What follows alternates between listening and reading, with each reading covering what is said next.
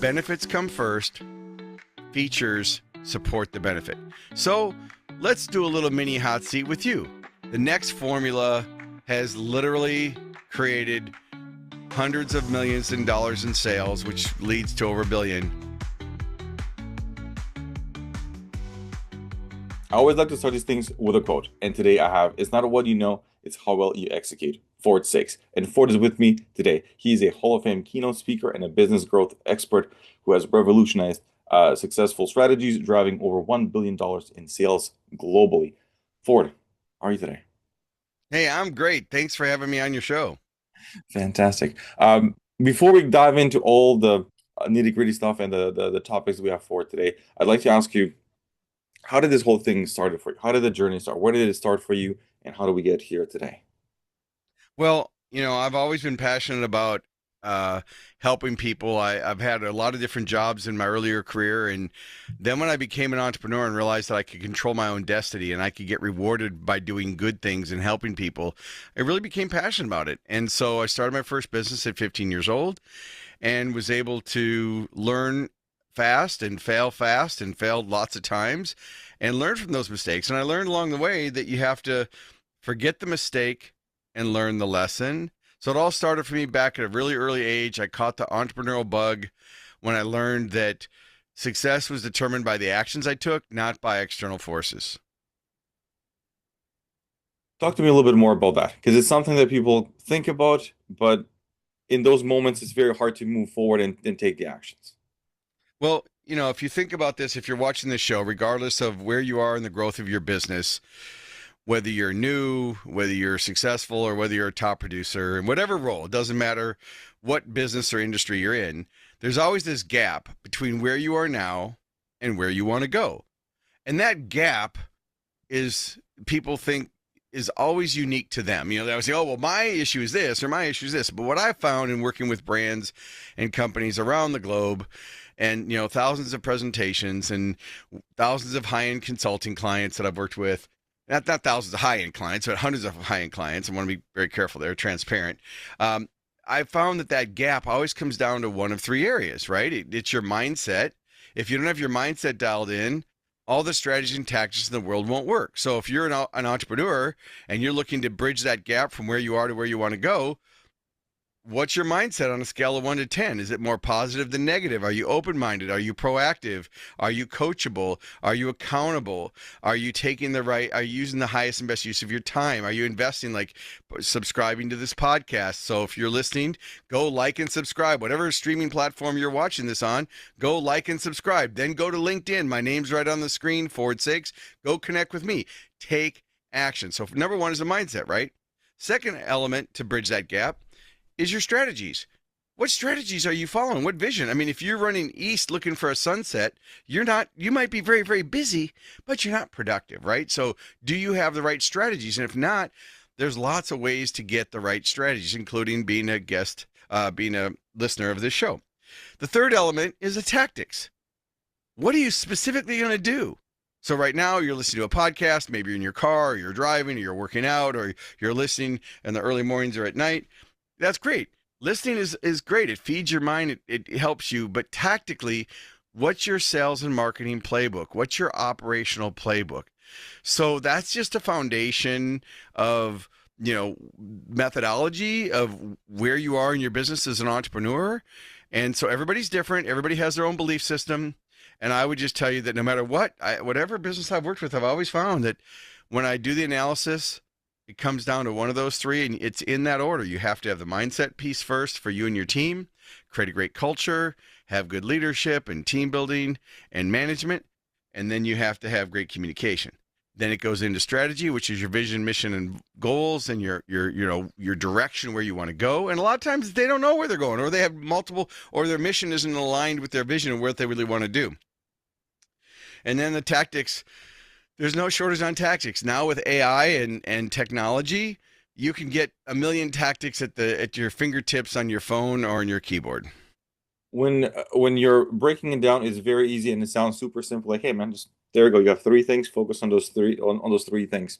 What are some of the things that you've seen from all the clients that you work with that they they are if they're in a growth phase, what is usually the thing that they get stuck on the most? Is it they have the mindset, they've been grinding it for 4 or 5 years, they know where they're going? Is it, man, I've heard so many strategies, I don't know which one is the right one, or I tried a tactic, failed, it set me back like a year. I don't know what if I should continue here. What is usually the bigger piece of those three if someone is in the growth phase that is affecting them? Okay. So your next action step to write down, everybody, is if you're asking the wrong question, the answer doesn't matter. So I love the question, and I think it's great that, which one of those three is the best one. But I'm going to give your listeners and viewers two formulas. Okay. Very easy. And again, I break things down that are complicated to make it easy, but easy doesn't mean simple to execute, right? So it's easy to understand. That doesn't mean it's easy to do, right? Like, I know how to lose weight, eat less, exercise more. Okay, well, why aren't we all on, influencers with rock hard bodies? Like, we know what to do. It's harder to execute. So I want to be very transparent. It's not all that easy. All right. So, but let me give you the two formulas. When you're trying to figure out what's working, what's not working, you really have to take a clear assessment of where you are now, an honest look, not an emotional look, but a logical look. And the first formula is test, track, modify, and repeat. So test means if you're in business, everything you do is a test. If you're an influencer, it's a test. If it's a YouTube video, it's a test. Direct mail is a test. Social media marketing is a test. Networking is a test. You're testing by sharing information, and you're tracking the response. So step one is the test. Then you're tracking. Okay, so you have this episode. You're gonna publish this episode, and then in 6 months you're gonna be able to see how many people listened to our episode. Did they rate it as a good episode, or did they say, I don't know, it wasn't the best episode, right? And so you test and then you track. Then once you've got your tracking, now you have a baseline. Then you have to modify something. Maybe you try adding, graphics, or doing more promotions, or you change an element, and then you test again. Now, I know when we started in the green room before this episode, because I'm fancy and I've got a studio and all the sound effects and everything, you might have been a little nervous. You're like, gosh, this guy's, look, I'm just a regular person. I didn't start out doing this. I've done thousands of podcasts. I've done 500 episodes of my own on my own podcast. So I'm used to, I've been on TV, in the media, and in front of people. So being on screen, on stage, and on demand is natural for me. But it didn't start that way. It was a lot of testing. It was a lot of tracking. And then I modified, and I continually modify. I have a speech coach. I have a humor coach. I still work on my opening stories, and I get paid my starting fees. If you Google my name, it's 25 grand and go up from there. Now, that might sound like a lot of money for people, but let me be very clear. I've got clients that have a 1 in front of that, 125,000. So I want to be very clear. While I think, I was a kid from the projects, I made 75 cents. So I want to be very transparent. When people throw money numbers around, I'm not bragging. I'm just amazed that I'm able to do that, but it comes down to adding value. So let's get back on track. So you got testing, tracking, you modify something, and then you repeat the test, and that's how you improve your business. So that's the first formula. Any questions on that first formula? I think it's a very clear, easy way to do it. And let's go to the next step. Then I might come back to some of those pieces. Okay, well, just because it's your show, I didn't want to go too far, and not actually give you what you need. All right, so let's move on to the next formula. So now this one, everybody stop your cars, pull over to the side of the road, get your pens out, mark this time code in the timestamp where we are in the episode right now. The next formula has literally created hundreds of millions in dollars in sales, which leads to over $1 billion. With me and my clients. I'm not saying I'm a billionaire by any stretch of the imagination. I've sold hundreds of millions of dollars in my own products I've invented and sold through multiple channels of distribution. But because of that, other people, other companies, big brands have come to me and said, hey, can you look at our channel of distributions? Can you look at our marketing plan? Can you help our strategic leaders lead and grow more effectively? So that's where I spend my time, right? So the second formula is also easy to understand, but harder to implement. There's 3 components, and I want you to think about them as being digits in a lock, like a combination. If you had 3 numbers on a combination, you'd have to get the numbers in the right order in order to open the lock. So here are the 3 variables. First is your message. What's the benefit message? Why would someone spend money with you or your company over your competition? Benefits come first, features support the benefit. So let's do a little mini hot seat with you. You got this podcast. He's like, oh, this is not what I asked for. But let's just ask you for a second. Think about this podcast. What is the reason? Why should people tune in to your episodes of this show? Because they'll get the honest truth, not the fluff. It will be from someone that has been doing it, someone that is sharing the good, the bad, the ugly. Like you're saying, it's easy to understand, hard to implement. So you get the raw facts of this is what needs to happen in order for you to be successful in business. Okay.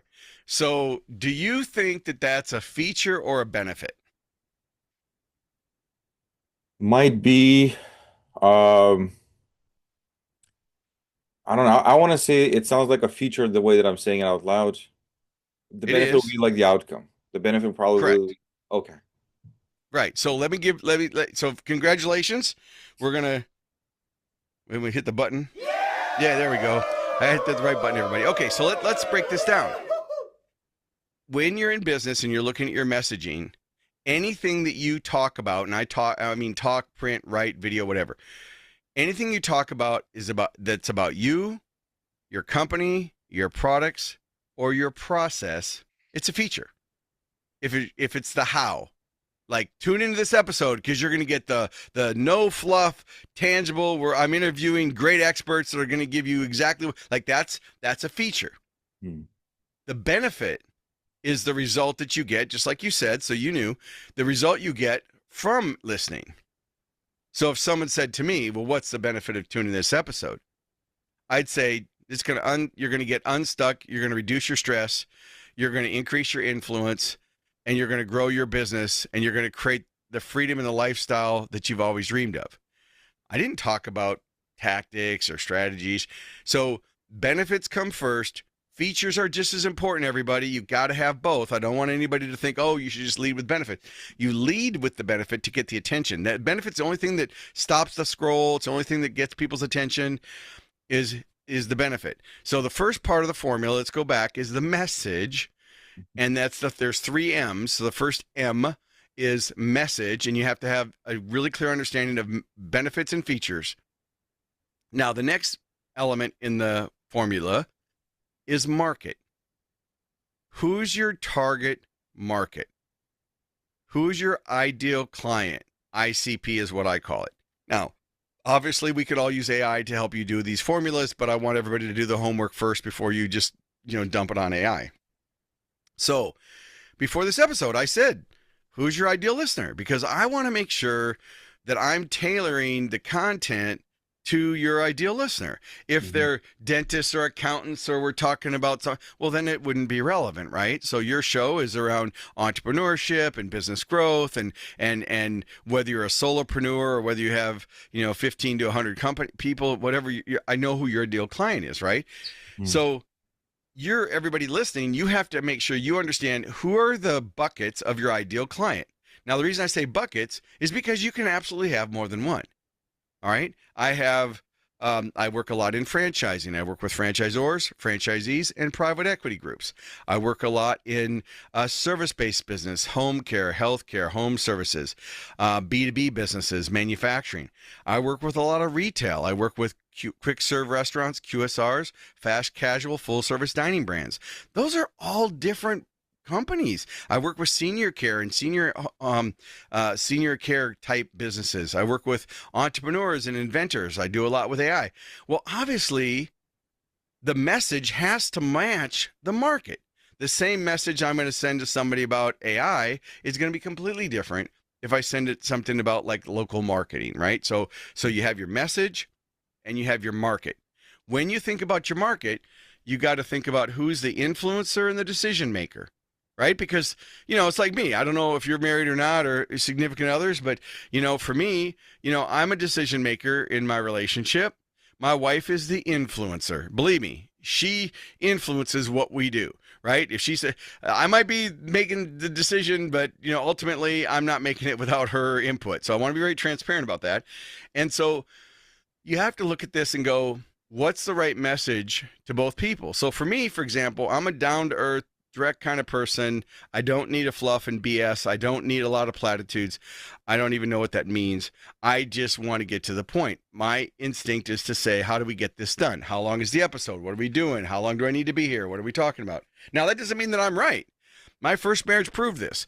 Everybody has a certain strength and personality. It doesn't mean it's right. So be very clear that if you're marketing just to your personality, or if you're looking at your marketing through only your eyes, you're probably going to miss a huge part of your market. Okay. All right. So you got your message, and now you know who your ideal client is, and you know who the influencer is, and you know who the decision maker is. That's the second component. The third component is your method. So you have message, market, and method. The method is, how are you going to get that message to the market? So let's take this episode. Why would I take the time to be a guest on a podcast? I've got plenty of things to do. Yeah. Well, obviously, the people listening, I would venture to guess that 80 or 90% of your audience doesn't know who I am, didn't know who I was 5 minutes before the episode. Now they're able to see who I am. They've got my branding on the video. If you're listening to the audio, this is Saeks. You can visit me at profitrichresults.com.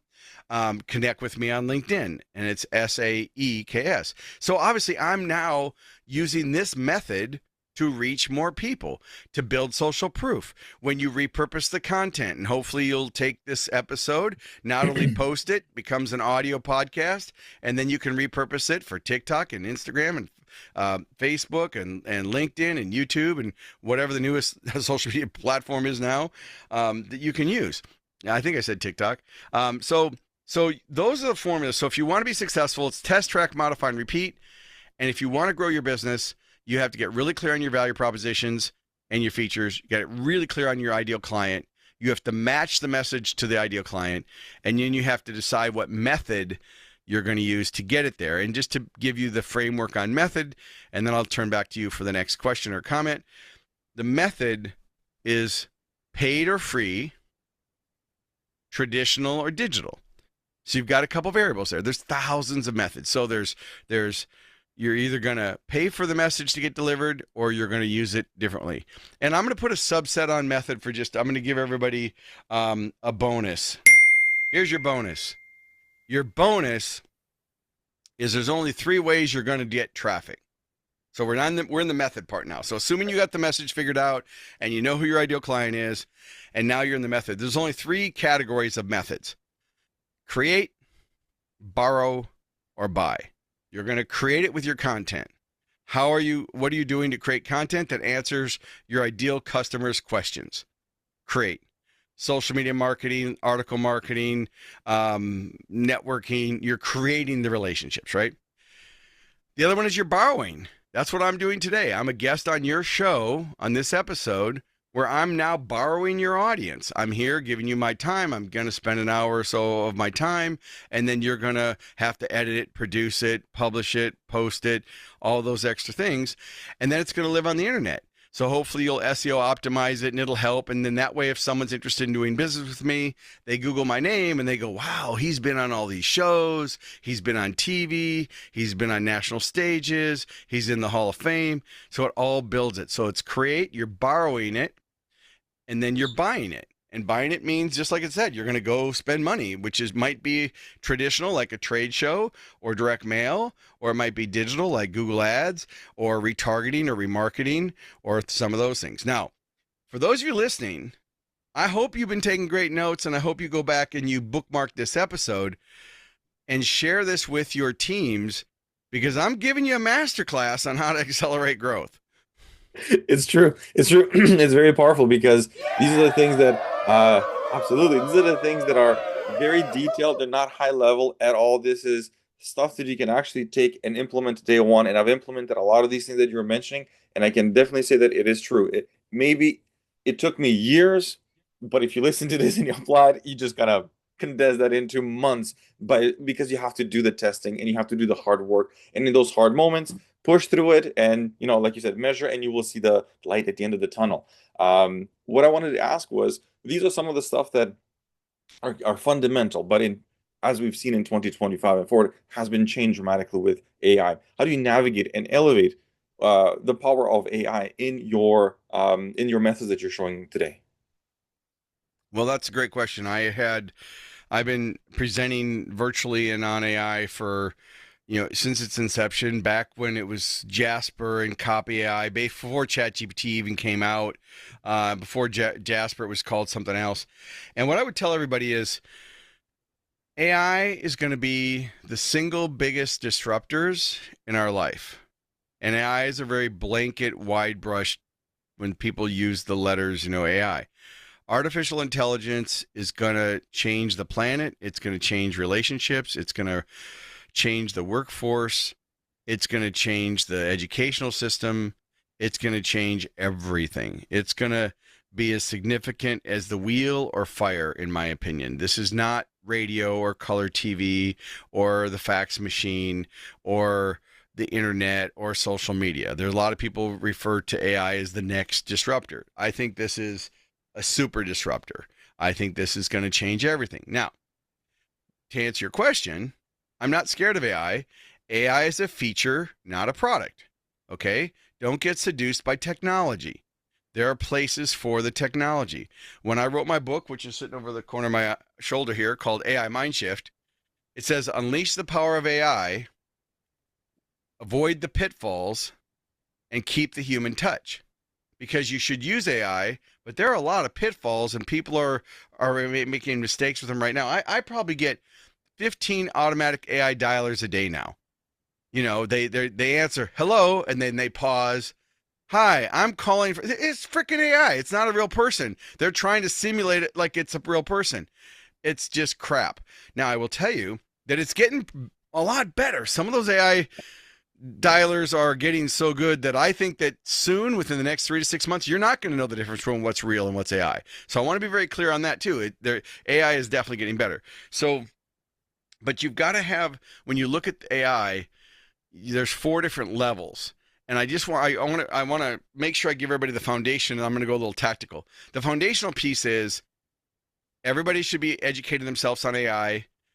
The biggest risk with AI isn't adopting it too soon. It's waiting too long and falling behind. It's where you think, oh, I don't really need that, or my team's doing that. No, you better pay attention to this right now, because you need to build the skill set, the mindset to understand it. So AI has its place, but it's not a replacement for everything. You and I both know when we call a company and we get those automated phone trees, which are supposed to save us time and save companies money, but instead of having someone answer the phone. I don't know about you, I hate it. Press 1 for English, press 2 for Spanish. Then you press 1 for English so they don't speak English. And then you press 2 for the accounting department and you get rerouted. I mean, I'm just hitting 000. That is not a valid response. Thank you. And then they hang up. Then I got to call back and try to hit *5, *9. I hate those things, right? So that's what's going to happen with AI. The fear going forward is you're not going to know the difference between what's real and what's fake. So I think there's a foundation of understanding AI has its place. But you really have to look at your customer journey and your business model and ask, where does it make sense to use AI? Because it absolutely does. But you got to avoid the pitfalls.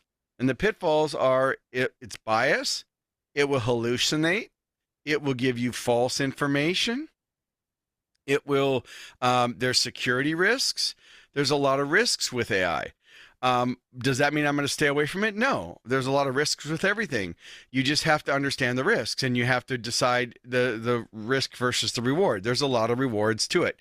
And then the human touch. I think that in-person presentations and live podcasts and live events are going to become premiums, because people are going to want to experience live. When they can get everything AI, then AI personal stuff is going to become more valuable. Now, you and I are doing this podcast. We're doing this live. This is actually 2 real people having this conversation.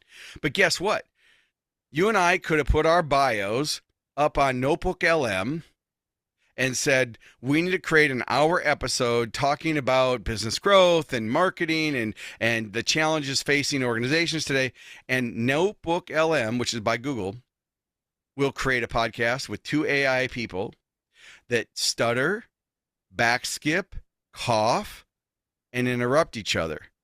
Because the technology gurus have figured out that the human brain, when AI first came out, it was so perfect. Just like when AI first came out, you'd ask it to write a 900-word blog on leadership. Well, it would write it so perfectly that people reading it would be like, okay, he didn't write that, right? And we have all seen those LinkedIn posts where we go, okay, AI wrote that. And I have some that AI wrote it, and I'm transparent. I'll say prompted by me, written by AI, because I'm like, no, I didn't write it, right? Now I wrote my books, but certainly I used AI to help figure out the storylines and how I could make it more effective. But the real point I want everybody to take away with is AI is moving to be more human, so it's making mistakes. It's even spelling things wrong to try to be more human. And humans are using AI to try to be more professional. So I think what we're going to see here is it's soon going to align, and you're really not going to know the difference between what's real and what's not. So I know that's a long answer, and if you're a podcast guest, tip number one is don't take the whole time talking. Make sure that the host has a chance to speak. So I want to turn it back over to you for your next question. No, I think it's better this way because this is why we're here, not to hear me and my questions, but these are valuable information that I want more people to kind of understand. It's nothing to be afraid of. I even had every Thursday I do a Teachable Thursday for my team, and one of them I set them down and say, hey, look, think of this as 1994, and some dude walked in and said, "We'll do Word documents going forward, and it's called Microsoft Office." I'm like, everybody was going nuts. Same thing right now. You have to start using this as if it's Word doc for you, as if it's Gmail. It's You very didn't say normal. 1994. You meant 1974, 84, right? Yes.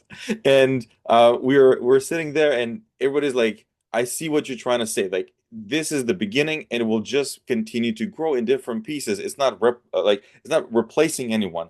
But I'm not saying hit the AI button every time you write an email. If you have a topic that you don't know, that someone is asking a question, hit the button, check it, and then you will like, okay, I see what it's trying to help me with. Use it parallel. If you have a research thing you want to do, if you want to find some information, you have a massive Google Sheet in front of you, search it with AI. It will save you a lot of time because before it was just close to impossible. We need to find some data expert to kind of go through all of our data. So it's a tool that is next to you. It's not going to replace anyone, but it will raise, at least in my opinion, the floor. All of a sudden, you need to have those tools. It will just be part of a resume. And I've heard this, and this is my next question I want to ask you. In the narrative that I keep hearing is if you're hiring, one of the things that people are asking nowadays is AI prompting for a regular admin office job. The workforce is kind of like I said, just like Microsoft Office. Do you know how to use an Excel sheet? Now it's like, do you know how to prompt AI? Is that what you see in the companies that you're working with as part of the company culture to include AI to be part of a mandatory tool? Yes, I think the short answer, there's two answers. The short answer is yes. Organizations are looking for skill sets. You want to hire for attitude and train for skills. The closest anybody ever comes to perfection is during a job interview.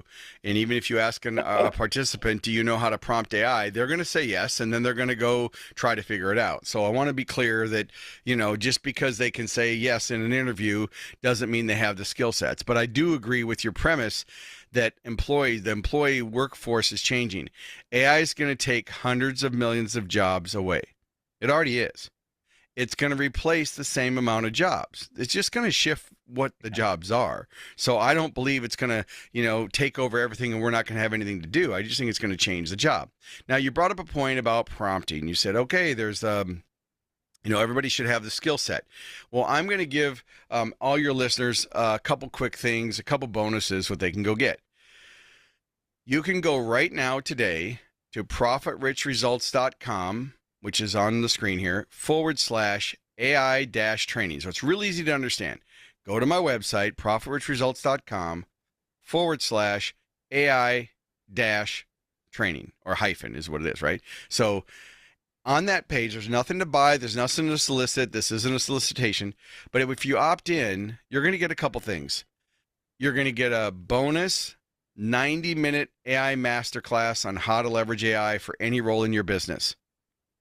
Extremely powerful. I update it every month.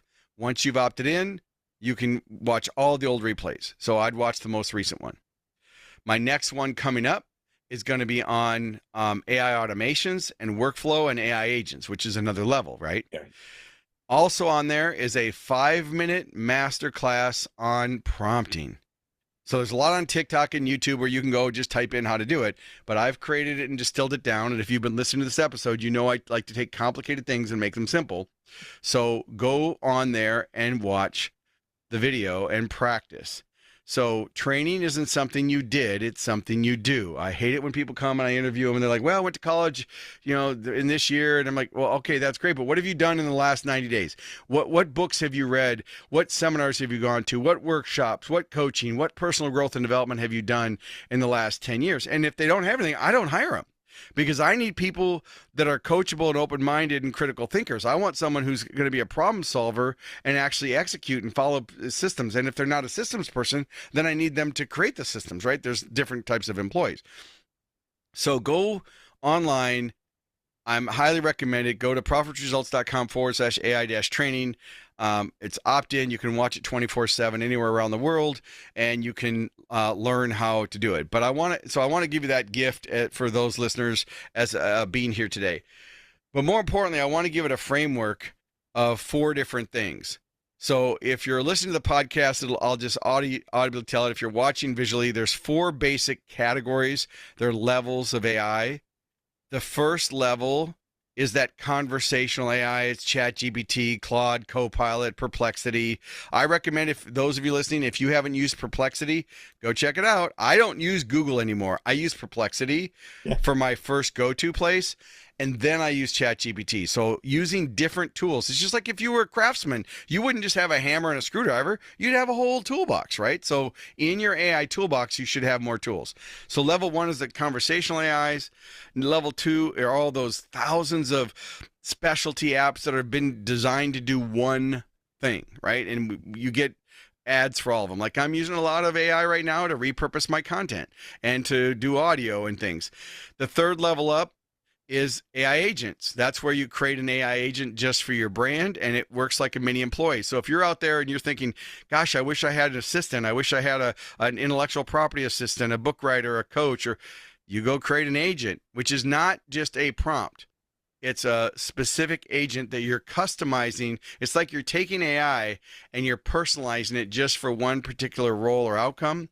And then level 4 is robotic process automation. And that's really cool. That's where the magic happens. And so my next one is on levels 3 and 4. But that's the future. The future isn't, okay, you can go to ChatGPT or you can do it. Because when everybody can do that, all boats rise with the tide. So yeah, it's really exciting. You can use it to help you write emails and to evaluate and to look at a spreadsheet and to write a formula and to write code. That's level 1. Level 4 is where something happens, triggers an event, and there's a whole series of events that happen in the background, and that's where the real magic comes in for profitability. I think for someone that just wants to, because you want to start from somewhere, and usually just like the chatting stuff, but for business purposes, at least from my experience, it's not like I can't use it for business purposes. Maybe for some research here and there, but when you take it to the next level, and I've seen it for myself. For example, that's specialty tools. I use Office Clips Pro to chop up a long form content and make 40 short form contents. That would take hours and a lot of money, and finding the right video editor to do all of those things and put the subtitles. And now you have other tools that will take the video, do the whole transcript, and load it into your YouTube. So these are the automations that are the next level that I think are very helpful, because it does help you with profitability, because it's less expensive and less time consuming to find someone and to train. But when you take it to level 3, I think this is when the first time I watched a YouTube video and the guy was talking about relevance AI and workforce. And when I saw that it actually is here, that the AI agents, he's like, this is like a CMO. Think of it as a CMO agent. It has 7 different ones, and one is a director level. And this, then you start to notice, okay, you need to spend and it's not easy to do. It's simple to understand, like you mentioned, but you need some time to integrate it. When we start looking at this future, and I've seen some of, I don't want to quote, I forgot from which CEOs, but I think there was like a couple of CEOs that I said that their emails were shared online when they were saying that if you, in order to hire first you need to prove to me that AI can't do it. And this is the stance that some of these CEOs are taking. And they're saying if we're not hiring until you prove that AI can do it. How do you feel when you hear those things? There's a lot of formulas out there. I like to be a critical thinker. One thing I've learned in my 17 businesses that I've had, and three were eight figures, that not everything works and not everything applies to everybody. So I like to be a critical thinker. And I've learned that the more I know, the more I know I don't know. While I'm here on this show as an expert, sharing all these great insights, I'm also very, very aware that, wow, I might learn something new. So I think there's a lot of formalities that people come up with that say, well, I don't want to hire someone unless I know AI can't do it. I think it really is contextual. I would say adapt on adopt. For a smaller company, that wouldn't apply, right? Yeah. For a bigger company, then with thousands of employees in different departments, depending on the role. So I think the key there is there's a lot of different variables, and I think that just you got to be careful that you don't apply a methodology to the wrong variable. So I'll give you everybody an example. I've been doing master classes and lead funnels and marketing for years and years and years, right? And people will go, maybe they'll go to Russell Brunson and they'll go through his program and they'll learn click funnels, or they'll go get marketing automation for Go High Level or active campaigns, and they spend all this money, right? And they buy this magic tool that's going to revolutionize their business. Yeah. And then they try to apply it to a business model that isn't congruent. Now, there's nothing wrong with the tool. All those tools I just named are very powerful, and I highly respect all of them. But that doesn't mean that they're the right tool for the job. So I think it's really important to have the critical thought of what's my outcome, what am I trying to do, and here's what I do now. I have an AI agent, which is a co-CEO. So I have an AI agent where I have taken a document, and I'm going to put this up on the screen. Again, all these documents that I'm sharing on the screen, if you're listening to the audio, they're available on that landing page. But I have a training document that I recommend everybody go get, and you train the AI on your brand. So it's your company overview, your products and services, your target audiences, your brand identity, your sales processes, your marketing, your competitors. What's your customer experience like? What are your testimonials like? What are people saying? What technology and tools? What is your tech stack? Which is, are you using QuickBooks? Are you using WordPress? Are you using Gravity Forms? Are you using some plugins? What AI tools are you using? And what are your standard policies and procedures? And you create this master document.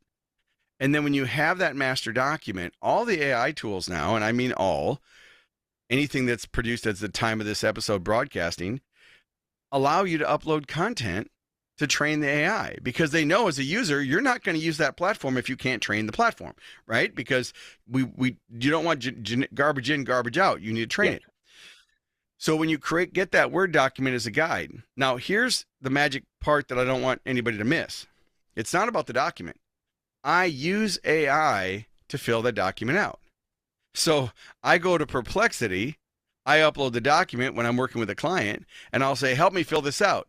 Ask me clarifying questions. So the biggest thing I do in prompting is I don't just say, give me this.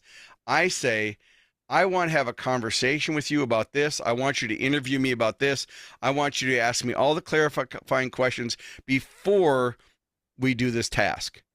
And so that's the magic of prompting. It's treating it as an expert, monitoring it like an intern, and having a two-way dialogue conversation.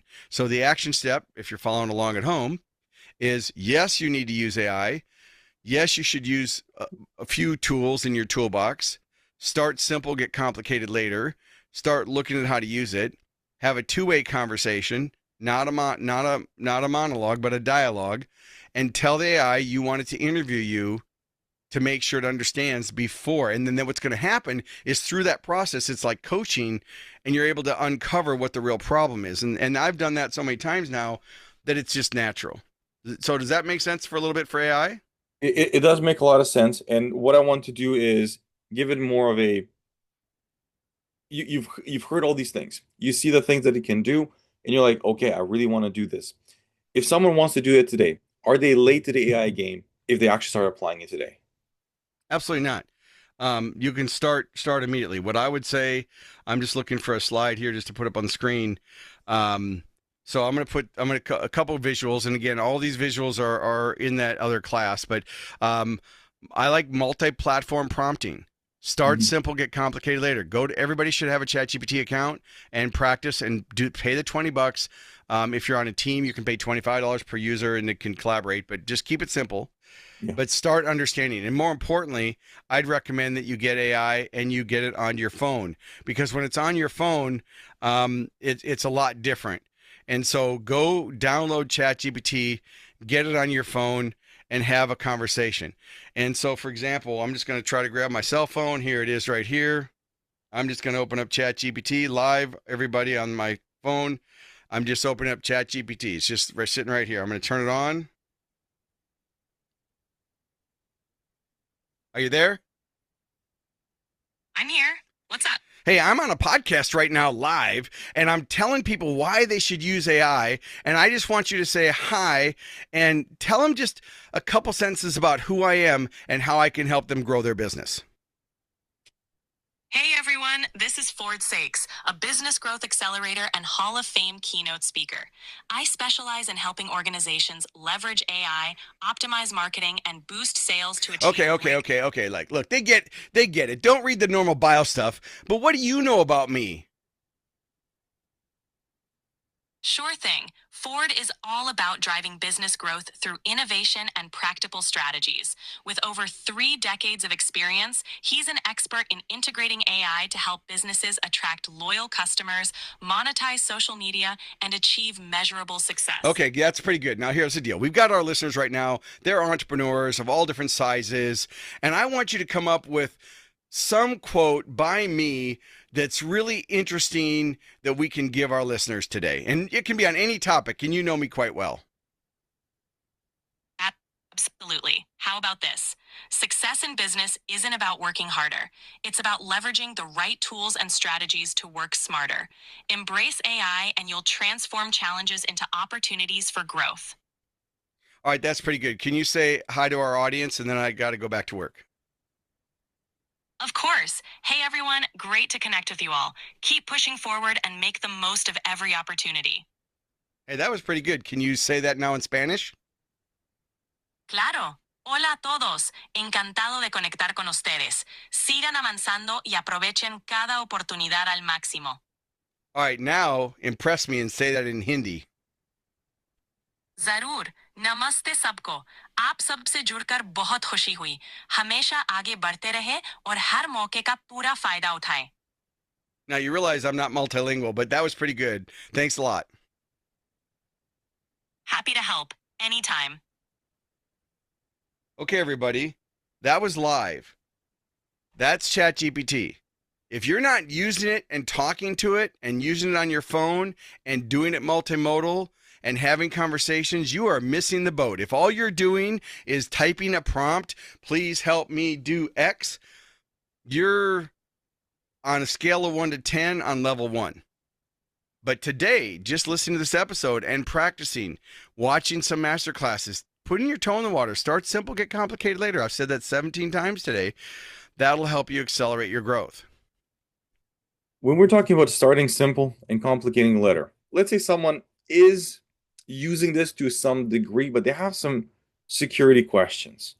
How comfortable are you integrating your AI models with finances, with accounting, with sales, things that you feel like are very intimate to your business? You in the past, let's say before 2022, you would only share with your accountant and bookkeeper. Is it something that you see not just by yourself, but also like large organizations doing those things? Well, I think it's really important that everybody understand 2 things. The pitfalls of AI, which are you have to have human oversight. It is basically a glorified toaster on autocomplete. So while it simulates human behavior and it tricks us into thinking, it's not. It's just human behavior that's been trained. Biased responses, we talked about that. Privacy and security, I'm going to go into that in a second. There's a lot of legal liabilities if you're using these tools, especially if you're sharing data. And then, of course, there's risk management. So the easiest thing I would tell everybody is no matter what tool you're using, as an action step, go in, click the account settings. It doesn't matter what the tool is. Okay. There's a lot of large language models. You've got ChatGPT and Claude and Perplexity and Grok and Copilot and Meta and Gemini. And then you've got thousands of other ones that are like the ones that you said for doing content. So for my content, I use Descript, Opus Clip, Opus Pro, and Taja. So I use 3 different AI tools to, when I go to a keynote and I have a 60-minute keynote, I'll take that keynote, put it into Taja. It listens to it from AI. It breaks it out into separate clips. I can do short form, long form, vertical, horizontal. It adds B-roll. It adds captions. It does all that work for me, right? So every tool you use, you have to go to the default settings and set your privacy. So all these AI companies understand that in order for them to keep their customers, they have to keep their data safe. Now, whether they do or not, and for the purpose of this episode, I didn't say this. I usually say this in every episode. For the purpose of this episode, neither me or the host or its assigns are giving you legal information. This podcast and this episode is strictly for information and educational and entertainment purposes only. So do your own due diligence. Okay, so now that I've got the disclaimer out of the way, go set your defaults up, make it private so that your data isn't used, or at least isn't supposed to be used. If you're a company, look at the enterprise models of all these programs, because enterprise models allow you to run the AI in a protected, closed environment where your data then isn't used to train the AI. So no matter who you are, whether you're a solopreneur, a staff member, or a leader or a CEO, set your privacy settings to say, don't use my information to train the AI. But please keep in mind, there are a lot of other sources. ChatGPT knows who I am. Any of your listeners can go to ChatGPT and say, who's Ford Saeks? Why? Because I've been on hundreds of podcasts, and I've been like, it's read all the podcasts, it's watched all the TED Talks, so it knows who I am. I'm not famous by any stretch of the imagination. I am not famous, okay? Not even in my own mind. But I can tell you that AI thinks and knows a lot more about me. But does it really know about me, or is it taking stuff from Jay Abraham? Is it taking stuff from Tony Robbins or Les Brown? Is it? I don't know. It probably is going to meld all that into a big, crock pot of information. And so that's why you have to monitor it, because it could be totally. Right. Now, because we're going into this future, do you see a place where someone will include in an NDA AI to not be used when they are doing some of their creative? So let's say it's a social media agency. And I see it, but I think it's bullshit. Pardon me, I said. Now, for those of you listening right now, please do not blame the host. He does not know about the guest. So if I've offended anybody, blame me. Don't blame the host or the episode. But no, I just think it's crap. I think if it's just like. So the question was, I didn't actually get you a chance to answer the question. The question basically is, what do I feel about organizations that during the vendor relationship are trying to put that they won't use AI or AI derivatives in their work? And the reason I said it was BS, which wasn't the bull word or the vulgar word that I said, sorry everybody. BS is belief system, right? So let's go back to BS as being belief system. All right. I think that it's not going to be possible for organizations to have an NDA and to enforce an NDA. I just don't think it's going to be possible. Now, you can try it, but I don't think it's going to be relevant or possible because everybody's going to use it. The genie is out of the bottle. You're not going to be able to put the genie back in the bottle. Okay? If I asked everybody today, how many books have you read? And you and I have probably read a lot of books. But then if I said, what's your percentage of recall? Our percentage of recall is maybe 2 to 5%, right? I mean, I've got a whole host of books sitting behind me. Have I read all these books? No. I mean, I've got probably 1,000 books in this room, and I like to pull one out and read a thing, but I can't remember it all. I've done podcasts. I don't remember who that person is. So like we first got on, I'm like, was I on his show before? Like, I don't know, right? Because maybe I'm just old. But let's say to the question, which was, sorry about the brain fart. Your question basically is, what about those NDAs? I think that it's important for companies to have employees that are authentic and have relationships that are authentic and have work that's done authentically. I run a digital marketing agency. We have one of our terms in all of our agreements that says first, limited liability, of course, but then the next term says that any content that you submit to us, you're authorizing that you have the rights to that content.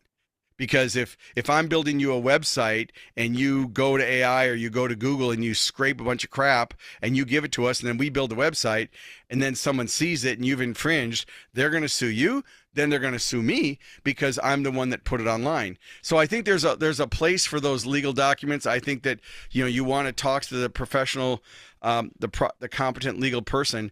But in spending over 7 figures on lawsuits on intellectual property, and patents. I've got patents and I've got trademarks and things. I'm in a trademark dispute today. I'm on with my attorney because there's a person named Emily Ford who has used Fortify, and Fortify is my brand. So I have this brand called Fortify, and this, I've had it for 10 years. I have the trademark on this. But guess what? Emily Ford, her business is Fortify Your Brand. So I had a guest come on the show and say, "Oh, where's Emily?" I'm like, "What the hell are you talking about?" Because they Googled it because she actually showed up above me on the Fortify. And I'm like, well, that's not going to help. Now I'm trying to work it out because I believe in prosperity consciousness. I'm not trying to fight her. I don't want to fight her. I want to. So I've tried to figure out a way that we might co-venture together and share it because life's too short, and I don't want to waste the money on that. But back to the first question, which was the legal implications. I think you can try it, and I think it's going to be part of agreements. But within a year, it's going to be it's going to be like saying you can't speak. I think that AI is going to be everywhere. It's going to be an implant. It's going to be in our glasses. It's going to be in our phones. It's going to be in our cars. I don't think it's going to be something that you're going to be able to say you can't use AI. And I'll tell you where this last piece goes before your next question. I work with a lot of universities. I get the opportunity to speak at universities to their groups or their VIPs or their alumni.